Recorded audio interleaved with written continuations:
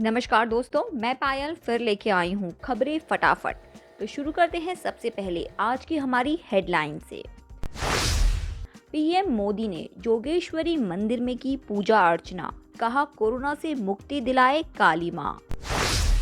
बढ़ते कोरोना पर केंद्र की राज्यों को हिदायत, त्योहारों पर भीड़ रोकने को उठाए जरूरी कदम। महाराष्ट्र राज्य सरकार का 28 मार्च से नाइट कर्फ्यू का ऐलान, जानिए किन चीजों पर रहेगी सख्त पाबंदी। सचिन तेंदुलकर को हुआ कोरोना, घर पर क्वारंटाइन, जारी किया ये बयान। कोविड-19, रूस ने बनाई कोरोना वायरस की तीसरी वैक्सीन, शुरू किया ट्रायल। सोना अभी सस्ते में खरीदे, जल्द होगा 48,000 के पार, जाने आज का रेट। एसबीआई, एचडीएफसी, आईसीआईसीआई ग्राहकों के लिए जरूरी खबर, 1 अप्रैल से बंद हो सकती है एसएमएस सर्विस, बैंकों को मिली 31 मार्च तक की डेडलाइन। 819 रुपए वाला एलपीजी सिलेंडर मिलेगा सिर्फ 119 रुपीज में, जल्द उठाएं फायदा, ये है तरीका। दोस्तों, देश में कोरोना एक बार फिर विस्फोट रूप लेने लगा है। देश में पिछले 24 घंटों में 60,000 से अधिक नए मामलों से कोरोना की खतरनाक स्थिति का अंदाजा लगाया जा सकता है। स्वास्थ्य मंत्रालय के आंकड़ों के मुताबिक देश भर में पिछले 24 घंटों में कोविड-19 के 62,258 नए मामले सामने आए हैं, जबकि 291 लोगों की मौत हुई है। नए मामले सामने आने के बाद देश में कुल संक्रमित मरीजों की संख्या 1,19,08,910 हो गई है। देश में अब तक 1,12,95,023 लोग रिकवर भी हो चुके हैं, जबकि इस समय 4,52,647 एक्टिव केसेस है। पिछले 24 घंटों में हुई मौतों के बाद देश में मृतकों की संख्या बढ़कर अब 1,61,240 हो चुकी है। प्रधानमंत्री नरेंद्र मोदी 2 दिनों के लिए बांग्लादेश दौरे पर पहुंचे हैं। शनिवार को दौरे के दूसरे दिन ही शुरुआत उन्होंने जोगेश्वरी मंदिर से की। योगेश्वरी काली मंदिर को 51 शक्ति पीठों में से एक माना जाता है, जहां पीएम मोदी ने लाल चुनरी अर्पित करके के साथ पूजा अर्चना की। जोगेश्वरी मंदिर में पूजा अर्चना के बाद लोगों को संदेश देते हुए पीएम मोदी ने कहा, आने वाले कुछ दिनों में चैत्री नवरात्र का प्रारंभ होगा। आज मानव जाति कोरोना के कारण संकट से गुजर रही है। मां से यही प्रार्थना है कि मानव जाति को कोरोना से जल्द मुक्ति दिलाए। देश में कोरोना की लहर एक बार फिर जोरों पर है। वहीं अगले सप्ताह से त्योहारों का दौर शुरू होने वाला है। ऐसे में गृह मंत्रालय ने सभी राज्यों और केंद्र शासित प्रदेशों को खत लिखकर सतर्क रहने को कहा है। मंत्रालय की तरफ से जारी किए गए खत में लिखा है कि आने वाले त्योहारों होली, शबे बारात, बैसाखी पर्व, ईद उल फितर को देखते हुए सभी राज्य भीड़ पर सख्ती रखे। राज्य इस बात का ख्याल रखे कि लोग कोविड प्रोटोकॉल का ठीक से ख्याल रख रहे हैं कि नहीं, लोग भीड़ भाड़ वाली जगहों पर मास्क लगाने और सोशल डिस्टेंसिंग आदि का पालन कर रहे हैं कि नहीं। दुनिया भर में कोरोना का संक्रमण एक बार फिर से बढ़ने लगा है। इसी बीच कई देशों में टीकाकरण अभियान तो चल ही रहे हैं, साथ ही वैक्सीन को लेकर एक और अच्छी खबर भी सामने आ रही है। गुरुवार को इंटरफैक्स समाचार एजेंसी ने रूस के एक मंत्री का हवाला देते हुए बताया कि रूस ने कोरोना की तीसरी वैक्सीन भी बना ली है, जिसका नाम कोविवेक है। बताया जा रहा है कि इसके तीसरे चरण का ट्रायल भी शुरू हो गया है।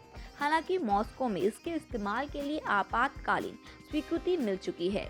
मीडिया रिपोर्ट्स के मुताबिक रूसी मंत्री ने बताया कि फिलहाल कोविवेक वैक्सीन का उत्पादन चल रहा है और जल्द ही इसका वितरण शुरू किया जाएगा। उन्होंने बताया कि चुमाकोव रिसोर्च सेंटर की योजना सालाना इस वैक्सीन की 10 लाख खुराक के उत्पादन की है। देश भर में कोरोना का कहर अब भी जारी है और कई राज्यों में दोबारा लॉकडाउन लगाने की स्थिति आ गई है। महाराष्ट्र में भी स्थिति भयावह हो गई है। स्थिति की गंभीरता को देखते हुए राज्य सरकार ने प्रदेश में 28 मार्च से नाइट कर्फ्यू लगाने का फैसला किया है।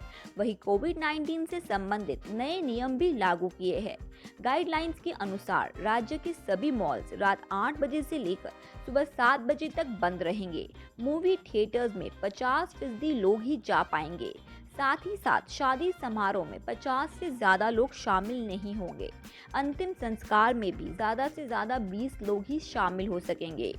कोरोना के बढ़ते मामलों को ध्यान में रखते हुए अस्पतालों में 50% बेड्स को रिजर्व रखा गया है।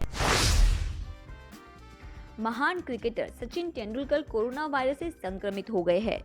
उन्होंने शनिवार को ट्वीट कर इसकी जानकारी दी। कोरोना पॉजिटिव पाए जाने के बाद सचिन तेंदुलकर ने कहा कि उन्होंने खुद को होम क्वारंटाइन कर लिया है।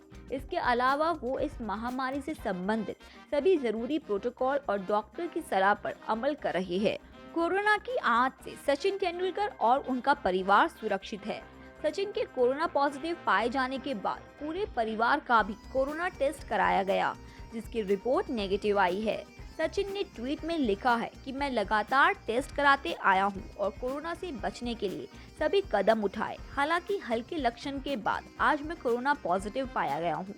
घर के अन्य सदस्यों का रिपोर्ट नेगेटिव आई है। दोस्तों, अगर आप इस होली पर सोने की खरीदारी करने की सोच रहे हैं तो आपके लिए अच्छी खबर है।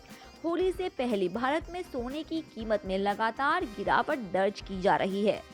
शनिवार को 22 कैरेट सोने का दाम 44,000 रुपए प्रति 10 ग्राम से नीचे आ गई। शनिवार को सोने की कीमतों में 160 रुपए प्रति 10 ग्राम की गिरावट देखी गई।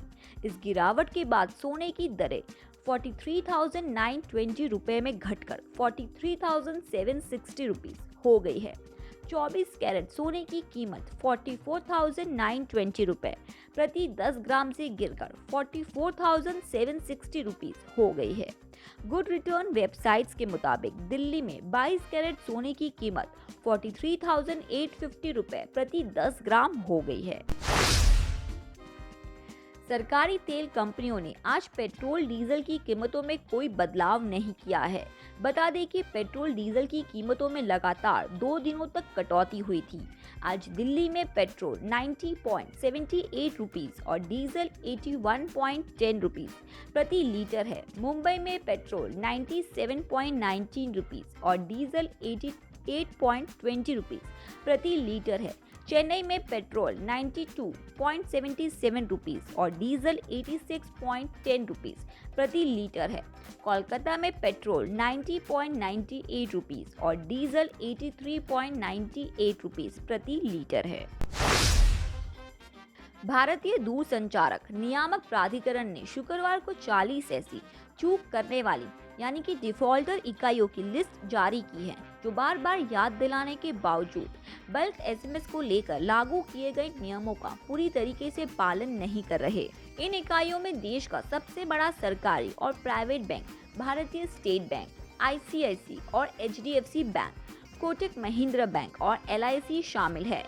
इन प्रमुख इकाइयों को इस बारे में कई बार बताया जा चुका है। इस मुद्दे पर अपना रुख कड़ा करते हुए ट्राई ने कहा है कि डिफॉल्ट करने वाली इकाइयों को इन नियमों को 31 मार्च 2021 तक पूरा करना होगा। ऐसा नहीं होने पर 1 अप्रैल 2021 से उनका ग्राहकों के साथ संचार बाधित हो सकता है।